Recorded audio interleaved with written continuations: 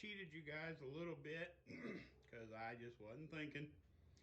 Basically, I had gotten my new fuel pressure transducer in the mail a while back. Some of you might remember I had gotten a transducer from a friend of mine because when I installed it, right where the, I guess that's aluminum or stainless steel, meets the plastic at the top, it was literally just hemorrhaging fuel past that seal. So back when on my mechanical gauge, which I just wanted to show you guys real quick, Speedmaster Pro Comp, but it worked and it was cheap. But basically all I had to do was just take off my mechanical gauge and then put a little bit of thread sealer on my transducer and screw it right in where the mechanical gauge was on my Schrader valve extension off the crossover of the fuel rail, and then just plug it in. This particular transducer is made by a company called Autex, A-U-T-E-X, which was recommended by a local performance company called Taos Performance. They said they use a lot of these on their cars in their shop. So for around 20 bucks, 26 bucks, I don't know, somewhere around 20 to 26 bucks, I was able to get this 0 to 100 PSI transducer, direct plug-in, even comes with a pigtail if for some reason you didn't have one. But all the information is actually laser etched on the side of the transducer to set up your scaling inside the Holley tune or software.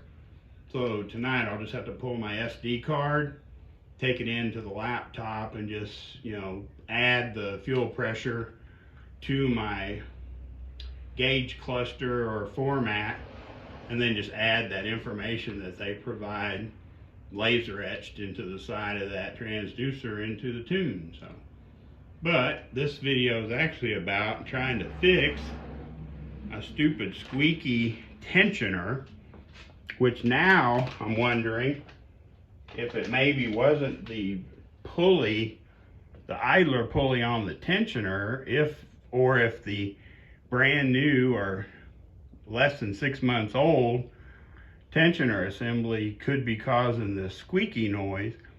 But when the engine's running, you can hear that just intermittent like squeak coming from the left side or the passenger side of the front of the engine.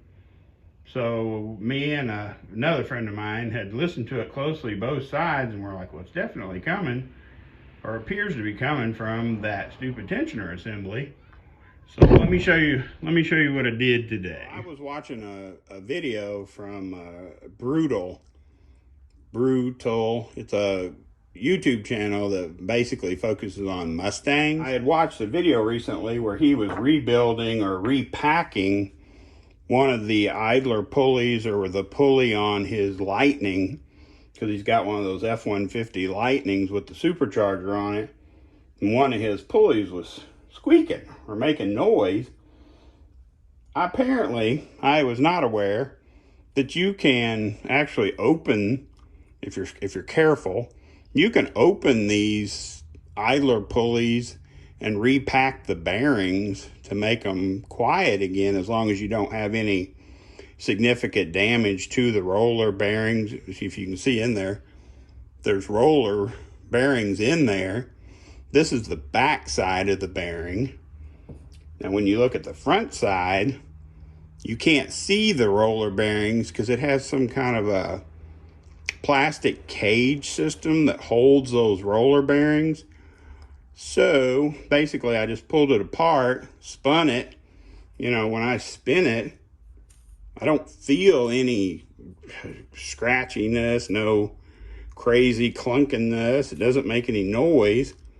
So now that I'm in the process of repacking this stupid idler pulley, which, I mean, it's not going to hurt anything to put fresh, name brand grease in this pulley. But I just got to thinking, is it possible that that intermittent squeak noise was coming from that actual internal parts of that tensioner assembly itself? I don't know, it's crazy to think that, but it's very possible.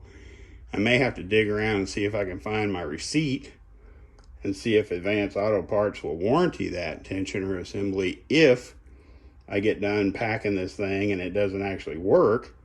So what I've done is just removed the seals front and rear, completely blown it out with brake clean, and then air dried it to make sure there's absolutely no brake clean or anything inside of this bearing.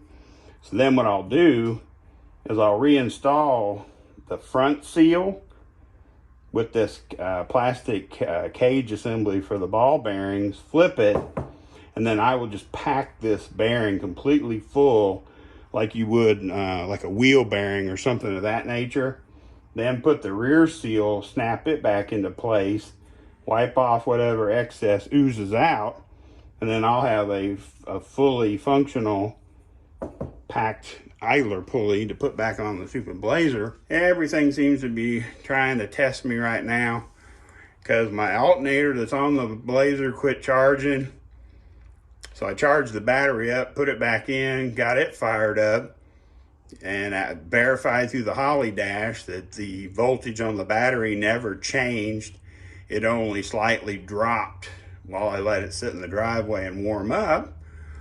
So I took my first brand new alternator that I had on there that I thought quit charging, went up to Advanced Auto Parts, had that one tested, and it passed every single test they gave it on their tester stand. So now I'm trying to figure out, well, what made my battery go dead this winter when that, you know, when the newer higher amp alternator was on the Blazer.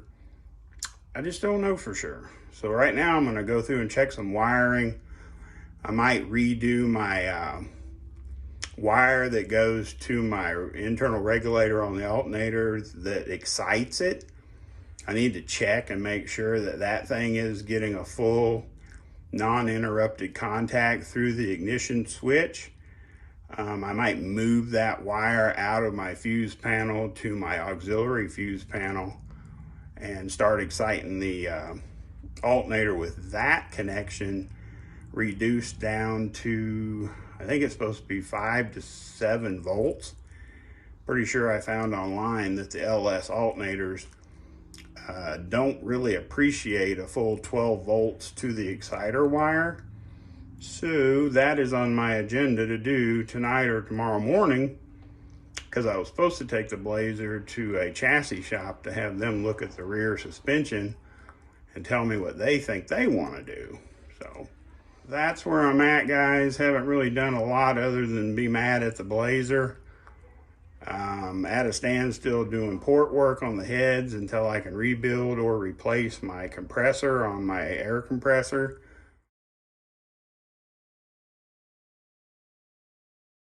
This is the front. Just gotta keep this thing orientated properly just in case there was any differences in these seals. Now the front seal, let me show you real quick.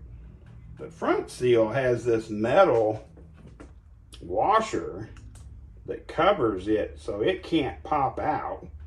I don't know why it doesn't have something similar to that on the back, but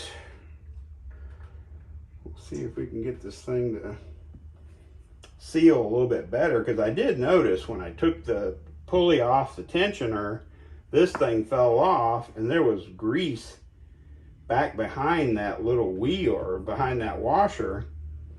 So then it started making me think, well, maybe it's just low on grease. So you want to make sure and get it fully seated all the way around. All right, so I just went ahead and bought some Lucas. I just went with the extra heavy duty grease because it says specifically high temperature, high speed bearings with irregular maintenance. I may have to go get a, I don't know, toothpick. Yeah, a toothpick would work, like a Q-tip or something, and see if I can work this stuff down inside this bearing, because I want to make sure this thing is packed with as much grease as it can possibly hold before I try to put that seal back in. So, well, that was anticlimactic. Basically just forcing those little orange seals back, or seal back in, squished out a lot of extra grease, but it's back together, fully packed, ready to be installed. So hopefully in the upcoming videos, with it installed back on the vehicle and the new, or the previously new alternator reinstalled, maybe it'll be running better and not squeaking. So please like, subscribe, and share.